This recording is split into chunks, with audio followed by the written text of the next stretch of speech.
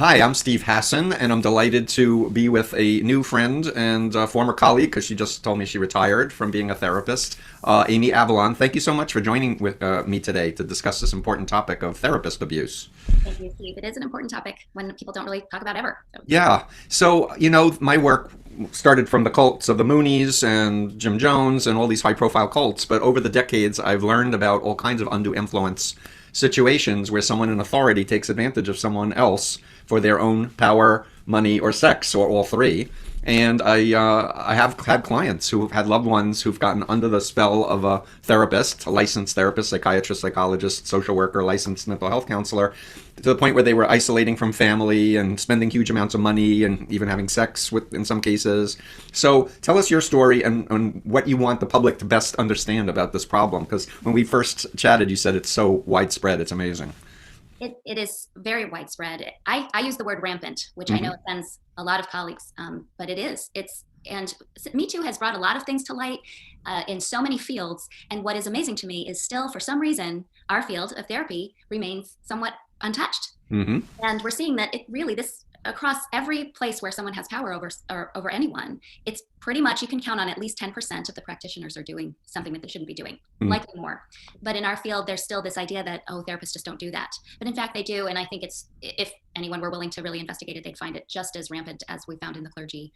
Um, Yeah, I'm afraid so. And the setup of states as well as institutions where I'm licensed by the Commonwealth of Massachusetts, but I'm also a member of the American Counseling Association that has its ethical guidelines, and the NCC, the Nationally Certified Counselor, NBCC has its own ethical guidelines. But unless someone reports an abuse, and unless there's rigorous independent investigation that's really dedicated to protecting the public, a lot of these problems get washed aside, yes, they do. unfortunately. They do. And in fact, a lot of victims don't even know to call it abuse. So they don't, and a lot of victims don't even know what the ethics codes are Right. for whomever they're seeing. Some of them don't even realize that we have this whole list of codes that we have to follow and that we have to renew, that we have to Yes. continue, Yeah, in order every to. 2 years I need to get continuing ed credits and ethics upgrades. I had an ethics test I had to for part of my training about online work. We both have been therapists for a long time, and in our blood, we got into this work to help people, and so to be aware that people are being harmed because they trusted a therapist because they had a credential. And then we're going to get later into people who don't have credentials or say they have credentials and then you find out they don't, as well as people have zero training at all but claim to have all kinds of great insights that are going to help people. But let's come back to, are you willing to share a little bit how you got this problem came to your attention most powerfully? I wonder if it was the same for you in school, Steve, when you were training. Is that in our ethics class we learn you just never sleep with a patient. It's just the cardinal sin, if you You will. don't kiss on the lips. What do you mean? Or You hug don't even even, touch, right? right? They didn't even want hugging at all. Of course, in very basic training. And I remember sitting in my class and thinking, well, that's never going to happen to me. That's never going to come and darken my doorstep in Hmm. the little boutique practice that I was going to have. And I had a very wonderful career for many years. I discovered that a very close friend and colleague of mine, someone that I really respected and loved and felt like family to me, I found out that he was sleeping with a patient. And this patient was 35 years younger than him, married, um, very vulnerable. And I had to intervene. Uh-huh. And what happened as a result of that intervention really opened my eyes to this problem, how widespread it is, how hard it is. Even in the field, there were a lot of my colleagues who were telling me, just walk away from this and just put your head down and go, move your offices and just keep going and get away from this. As opposed to report him in a As formal opposed to complaint, which you did. Good they for were you. worried what would happen to me. Hmm. And looking back, they were absolutely right. I was absolutely intimidated. I was threatened. I was accused of all sorts of things. I think we saw a lot with this with Dr. Ford and Brett Kavanaugh. The character assault is very real, and I'm just very lucky that I had the resources and support that I did. So I just want to say for people who may have missed that, you were referring to now Supreme Court Justice Kavanaugh and the woman who's alleged that he had assaulted her sexually in high school, correct? And then the accuser, who is a very well-respected social psychologist, I believe, Yeah. publicly told the story, and she got attacked. Death threats Yeah. death threats, many, and then she's had to move her home several times too. Yeah, so whistleblowing can be dangerous when you're going up against authority figures. But coming back to the bigger frame, if I may, is just that we need to categorically say that there's a power imbalance with a priest, with a therapist, with someone older than you who may remind you of daddy or mommy or something like that. And if you're vulnerable, that's why you're going for therapy. Is there's some stressor, anxiety, depression, sleep problems, whatever. You're going to this person and trusting them with your most intimate details of your life. And someone who is unethical can use that information and manipulate them, turn it around on them, that they seduced them, even though they're in the power position and the responsibility is solely with them to say no and to have good boundaries. Well, tell a little bit more of your story, because you shared before we turned on the recording that this victim of his actually was used as a weapon of sorts. Absolutely, I think, and that happens a lot. While the victim is still in the thrall, they're still under the spell, thinking that this is the love of their life and their soulmate, and that this is somehow transcending the ethics. Right. You know, unfortunately, her abuser triangulated us. Said that my intervention was actually what was causing the harm. To insist that he terminate the relationship, refer her to another psychologist, and to get help. He needed to get supervision, which is how we're told in our ethics codes to intervene at first, which I think is up for discussion too, because it shouldn't have been my job to give him that kind of a chance. Right. I should not. I'm not trained to figure out if someone's fit to practice or not. And in our codes, it says, that you try to intervene as you can reasonably. Right. I have since come to believe that there is no reasonable way to reason with someone who is willing to have sex with a patient. Mm-hmm. They're not wired the way that we think that they are, and so. Many of them are narcissists and psychopaths, just to name it. Absolutely. Yes. Thank you for naming it, because that's I couldn't help myself. It's a stereotypical profile of cult leaders, so why wouldn't? It is. I said to you, we call it a cult of one. Yeah, exactly. But it's very similar tactics. And as I've seen some of the work that you've done.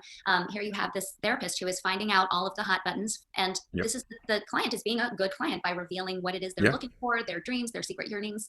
And the therapist mirrors that back and makes this client believe that, oh, if it weren't for this, we happen to meet as therapist and client. But really, if we had met anywhere else, we would be soulmates, divinely ordained. Yeah, they typically say that they're soulmates, or they were married in another lifetime is another one. And all kinds of storytelling to make it okay.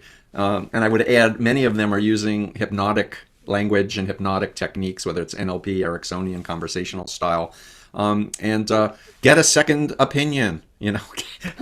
If you have any feeling in you, is this right or is this wrong or is this going well? Get a second opinion. And there are people who are experts in dealing with abusive people and therapists, and you can tell the story of what we're triggering your alarm bells if you're listening to this and wondering, I wonder if this fits, which I actually assume you're watching this because you already have that knowledge or an inkling, or you have a family member or friend that maybe you've been estranged from years. It's another technique I just wanted to mention, if I may, Amy, that the controller wants to isolate the person from the most influential people in their life. So they often work on the person against their mother, their father, their siblings, their spouse, to undermine them, to keep the secret so their abuse can continue. Well, that's another big warning flag. If you're being estranged from anyone in your family, get a second opinion. But go on, please. Well, I think in therapy, it can happen so slowly. It's like water on a rock. The grooming process can happen sometimes over years, certainly over months. And I believe that it happens from the very first phone call. I believe that these kinds of psychopaths groom everyone around them, and it's just how they relate to people in the world. But so many people, if they look back, there was a little bit of a hesitation, but they overrode that intuition, and because they blamed themselves as just being too reactive, too judgmental, whatever it may be. But the grooming process is very slow. So most of the victims that we talk to at TAL, at TherapyAbuse.org, is that they really didn't see it coming. And it seemed organically to unfold. So they really thought that it was an affair more so than abuse. Right. And they didn't realize that all of these things, like the gateway in my opinion, is the therapist's self-disclosure. Mm-hmm. That's the gateway to this whole grooming process. So they don't even know that we aren't supposed to do that for our ethics codes. So they think it's all just very chummy and it's just giggles and a real connection and a deep bond. And that this is the natural outflowing. This sexual relationship or emotional relationship is just the natural progression of a really deep connection. And right. And there was a very good book. It's now out of print, but I still can find it on Amazon. The Consumer's Guide to Psychotherapy. It was by Engler and Goleman, Dan Goleman, who did Emotional Intelligence and all of that. And I just really think a book like that needs to be really widely available because it explains the goal of therapy is to get out of therapy. It's to Yes. like be functional, to Yes. develop real friends that you can disclose all your private stuff to. You shouldn't need to pay a professional to do that.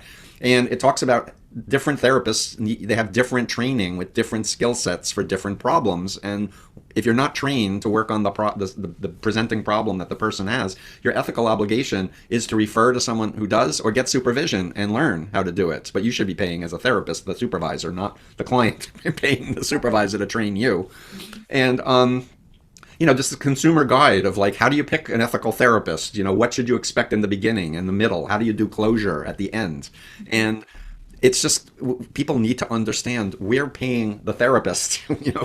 You're in charge, not the other way around. And that if you ask direct questions, you should get direct answers. And if you get, well, that's your childhood issues, or that you're just projecting, or other kinds of deflections, other than answering my question, And of course, a psychopath can lie convincingly, but Very convincingly. it's still you're signaling to the unethical therapist you're onto them, and it's That's please. true. But I do think that victims really don't see it coming the same way that people who fall into cults don't think that they're falling into something that's going to destroy their lives. They think it's actually going to help them. Yep. And one of the things that we do all the time as therapists is try to help people normalize their feelings. So, you hate your mother or your father. A lot of people do, right? And or sort of letting them know you don't have to be ashamed of having these feelings. They're okay. You don't have to act on them, but Right. they are okay. And I think what happens with the psychopath is that the grooming will happen that not only are your feelings normal, but any behaviors that might happen out of those feelings must be normal too. So if you're feeling attracted to me, maybe we should explore that. And maybe it's not so, they try to normalize even the abuse. That this is just actually for their own good. I mean, my colleague said he was helping this patient. Oh God, so I've heard the same thing. I've also worked with victims of gurus and cult leaders who heard that they had been abused as a child sexually and were going to fix it by having sex with them and giving them spiritual sex. Yes, and my colleague said the same thing. He said, she's been abused. I wanted her to be with a real man who really could show her what real sex was like. Yeah. So I want to come back to power, money, sex are the three primary.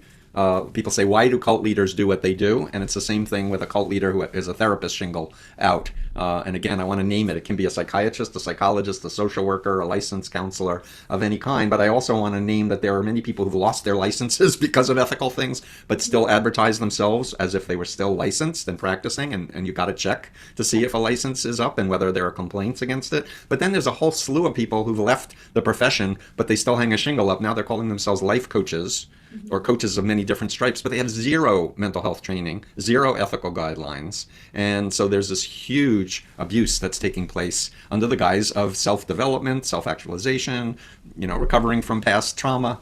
So, so tell me. My colleague continued to practice after he lost his license. He did. Yes, and the board in Massachusetts, where you are, deemed him a threat to the public health.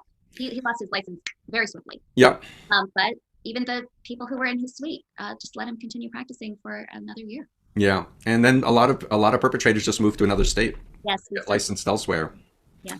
So, but we want to trust authority figures, who are well credentialed, and but we don't want to ever give up our personal power or our critical faculties, and we don't want to ever be silenced from reality testing strategies. So I say publicly that if you ever have been in therapy, for example, for 10 years, 15 years, 20 years with the same person, really step back and go, what did I enter therapy for? What actually have I gotten from it? How much money have I spent?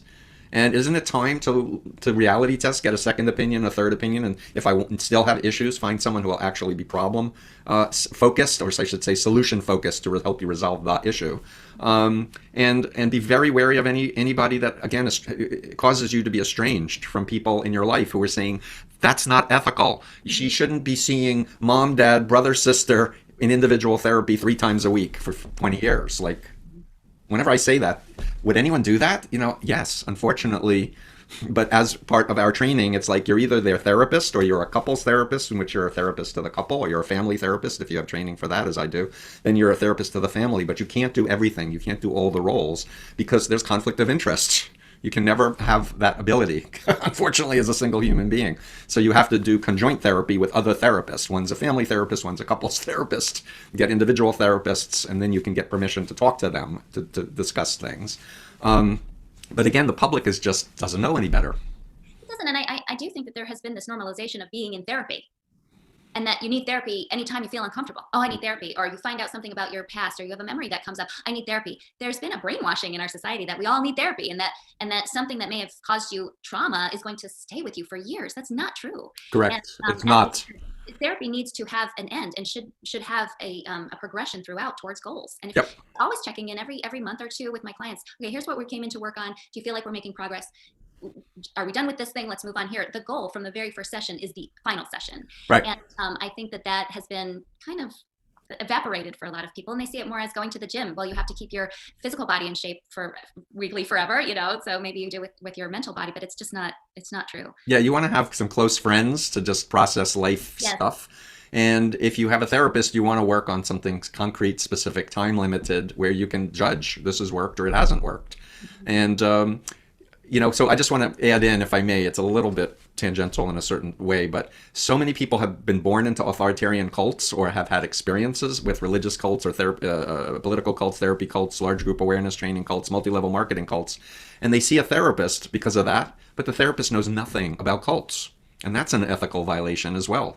Right. That's going beyond your scope of competence, right? Yeah, and I hear all the time from people are like, I was seeing this person for 5 years and I was teaching them about my experience in the cult, and they didn't know anything. And they never read a book. They never sought supervision. Warning, warning. There's something wrong with this. And now we're talking, it's February of 2021, and there are literally millions of people who've been co-opted by psyops like QAnon, where they're believing in green reptiles or flat earths or alien beings or whatever. And mental health professionals are not trained on how to work with them, and they go back to childhood of origin issues instead of saying, when did you first adopt this new totalistic belief? And the danger of that is, of course, you're blaming the victim. Oh, this must be rooted in your childhood. This can happen to anyone. And in fact, what I've learned since everything happened to me, and that I've been a responder with TEL, which is the therapy exploitation link line, right, is that people, especially people in our field, think that victims of therapy abuse or even cults are somehow compromised people, but they're actually not. I would say 90% of the victims are intelligent, well-educated, exactly, very compassionate, accomplished people. And as a result of their education and their willingness to be open-minded, they are generally willing to self-reflect and to see, maybe I'm not seeing this whole picture. So they're more open-minded in a way, and that is exploited by the cult leader. So you have these therapists saying, well, there must be something in your past that made you susceptible to this, as opposed to, this is a leader who is using mind control techniques that anybody could fall prey to if they didn't know. Yep. So one of the analogies that I use with victims is, instead of blaming yourself, imagine it's poison ivy. You don't know poison ivy, you've never seen it. If you come out of the woods with a rash, do you say it's because of your past? No. I like the analogy. You just didn't know the plant. Now that you know it, you know to avoid it. Right. It wasn't your fault that you had the normal reaction to it that the plant is designed to do.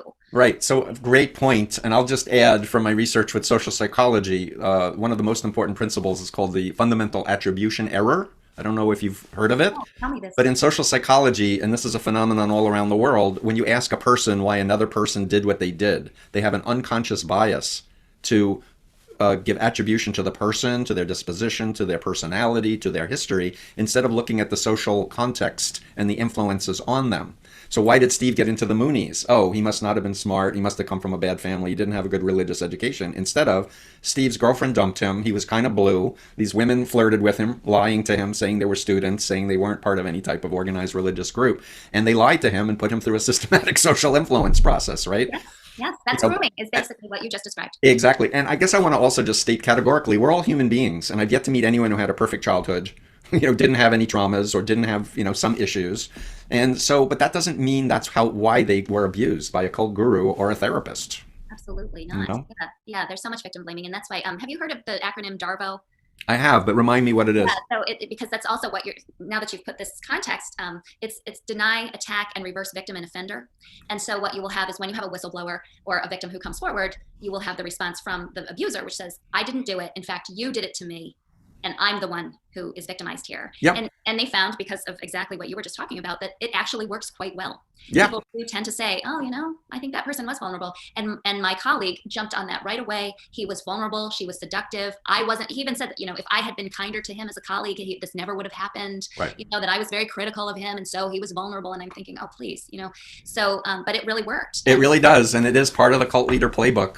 We see it on the national stage, right? Exactly. It's in my book, The Cult of Trump. And I compare Trump with Jim Jones and Hubbard and Moon and Keith Raniere, who's in jail for 120 years for trafficking as well. it's incredibly valuable work. I'm very grateful for your willingness to help people who are reaching out, saying, what happened to me, and wanting to make some sense of it. And Tell has a website which we'll link to in the blog. Is there anything else? If you take a minute to think, what else do you want to say to the public? Like, what would you say to a person who's been in therapy for 10 years or longer with the same therapist and has bad feelings towards their family and has been giving huge amounts of money to the therapist for all those years? What's your advice? Well, what I would ask them first is to say, what do you think would happen if you just stopped seeing that person?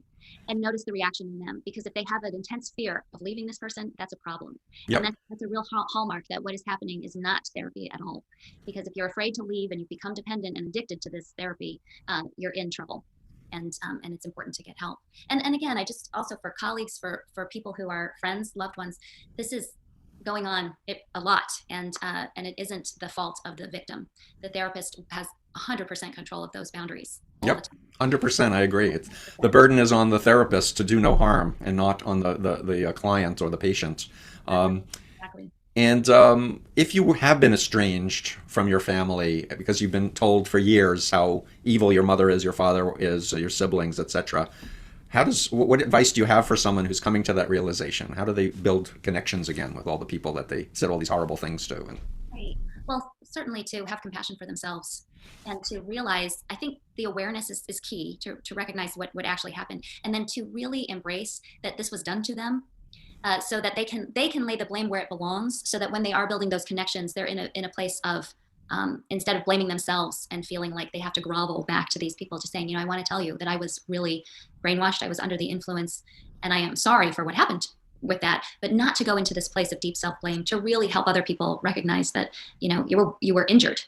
Right. So I want to just share that I assume you've done this too for some people that have reached out for you to help, but I've done this also, is just to offer, if they're that afraid to make the initial step, to a key family member, a sibling or whoever they feel like they had the best relationship with prior, I can, with a release, offer to be a bridge person to say, listen, I've been talking with your sister. I've come to listen to what's happened. She was a victim of an abusive therapist who had mind controlled her, and she really is wanting to reconnect with you and the family, and just kind of lay the groundwork for that, and that can smooth some of those fears. Because it was such a great question. Like, what if I stop, what do I think is going to happen? And if phobias pop into your mind that everyone's going to hate you forever, like your family will never accept you back, it's like, no, that's not necessarily true. They may need some help understanding and to process their own trauma, because it was very traumatizing to be estranged and to hear all kinds of terrible things leveled at you.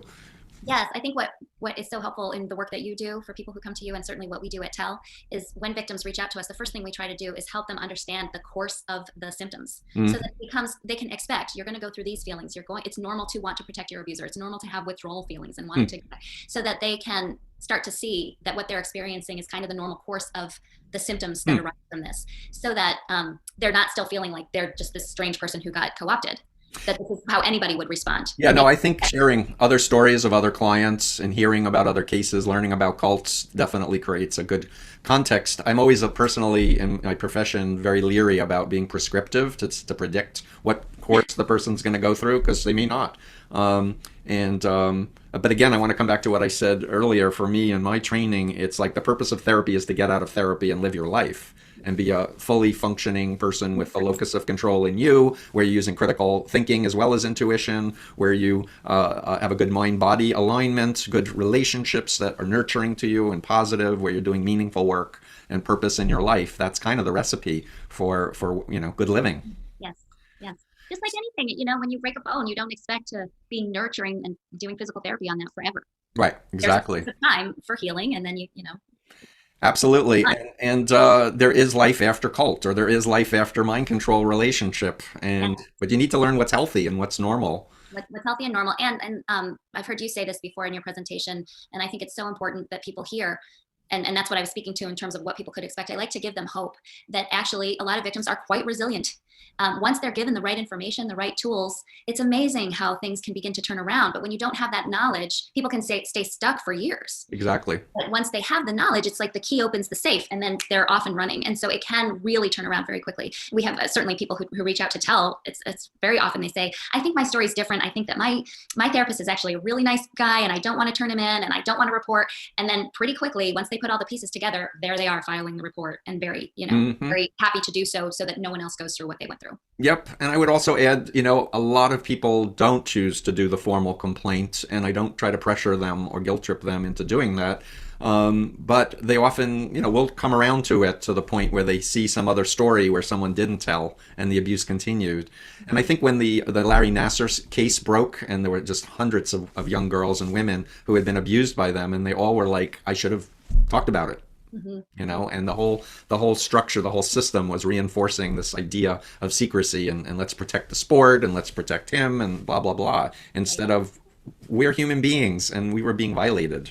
Yes, yes. And that when all of those stories came out, that was with Harvey Weinstein kind of ushered in that whole fall, was right after I had discovered what was going on with my. Yeah, that's so interesting. And Sarah Edmondson went public about Nexium and being branded. That was in that period as well. The two men who had been abused by Michael Jackson came forward in that period. And that's another point I want to make, that men can be abused by women therapists as easily as the other way around. So I want to thank you for taking the time and sharing. And we'll do a blog and we'll add links. And Estelle Dish kindly gave me permission to put on my website a really great checklist that anyone who's in therapy can look through and see how many checks they can do and get a second opinion. That's a great list that she made up. It's very eye-opening. Yeah, I just think it needs broader exposure to everybody. Yes. So thank you so much, Amy. Thank you, Steve.